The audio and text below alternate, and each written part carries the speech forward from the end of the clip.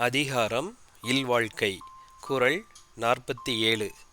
இயல்பினான் இல்வாழ்க்கை வாழ்பவன் என்பான் முயல்வருள் எல்லாம் தலை. இயல்பினான் இயல்புடன் நேர்மை ஒழுக்கம் கொண்டவர். இல்வாழ்க்கை வாழ்பவன் நல்ல வாழ்க்கை நடத்தும் இல்வாழ்வான். முயல்வாருள் எல்லாம் தலை. முயல்வார் அதாவது தொழில், முயற்சி, எல்லா செயல்களையும் தலைமை வாய்ந்தவை, முக்கியமானவை. ஒருவன் நேர்மை நல்லொழுக்கம் கொண்டவர் என்றால் அவர் உண்மையான இல்வாழ்வான்.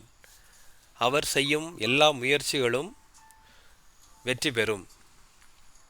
நேர்மையும் நல்லொழுக்கமும் உடையவர் தான் உண்மையான இல்வாழ்வான். அவர் முயற்சிக்கும் ஒவ்வொரு செயலுக்கும் பெருமையுடன் நிறையுடையும் என்றே பொருள். நன்றி.